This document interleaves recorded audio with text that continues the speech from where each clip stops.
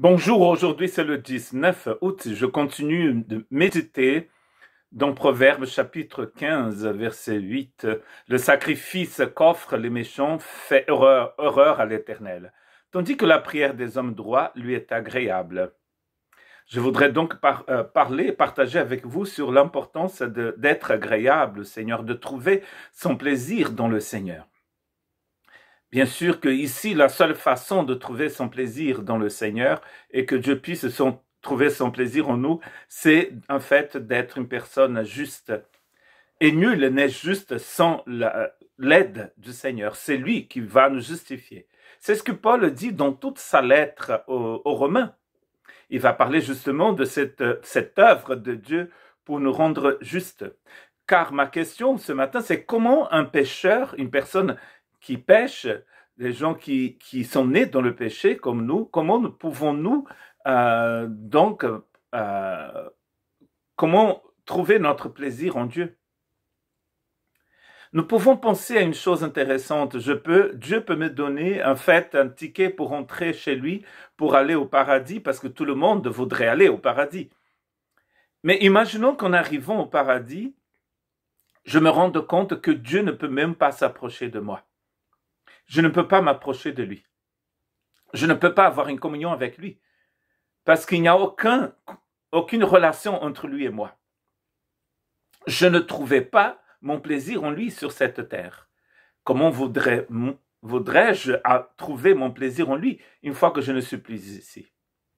S'il n'y a pas de contact entre lui et moi ici, il n'y aura pas de contact entre moi et lui là-haut non plus.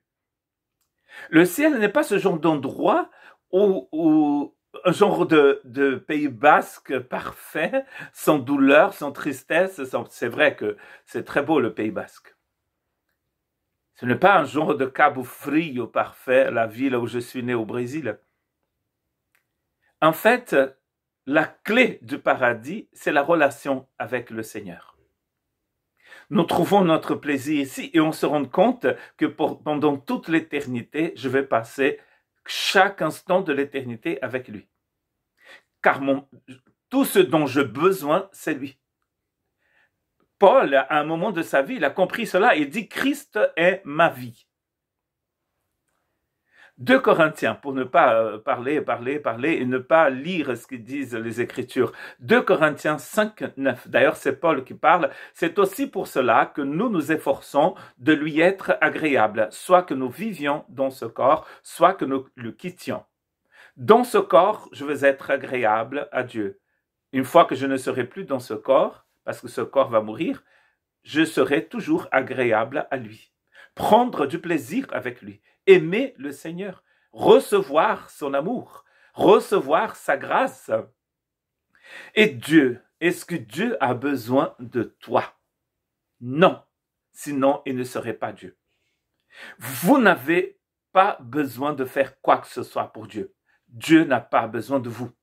Dieu est complet en lui-même. Vous ne pouvez rien rajouter à Dieu. Dieu n'a pas besoin de vous. Vous pouvez répéter avec moi, Dieu n'a pas besoin de moi. Non. Si j'existe, Dieu existe. Même si je n'existais pas, il existerait et il n'a pas besoin de nous. Et donc ma question, c'est pourquoi est-ce que Dieu nous a créés? Tu me fais connaître le sentier de la vie. Il y a d'abondantes joies dans ta présence, un bonheur éternel à ta droite. Le psaume 16, verset 11. Nous trouvons notre plaisir dans la présence de Dieu. C'est nous qui avons besoin de Dieu. Mais Dieu nous a créés parce qu'il voudrait avoir cette relation avec nous. Il est en recherche de relation, pas en recherche de servitude. Je sers le Seigneur des armées. Il y a beaucoup de gens qui servaient le Seigneur des armées et qui finissent pour blasphémer de son nom, n'est-ce pas?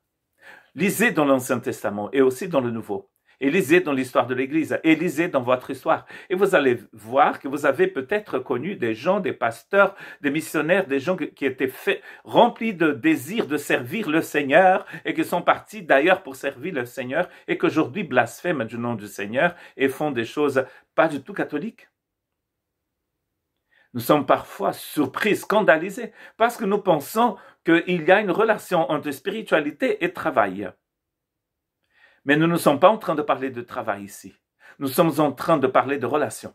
Une relation vivante avec le Seigneur. Comment pouvons-nous trouver notre plaisir en Dieu en ayant soif de lui, en buvant de la source de la grâce, en venant pour recevoir ce qu'il a à nous offrir. Il veut rentrer dans cette relation avec nous. Et comme dit le psaume 16 à 11, « Tu me fais connaître le sentier de la vie. Et il y a d'abondantes joies dans ta présence, un bonheur éternel à ta droite. » Vous pouvez déjà boire de cette source d'eau aujourd'hui, parce que ce que Dieu a à vous offrir est éternel. Que Dieu vous bénisse.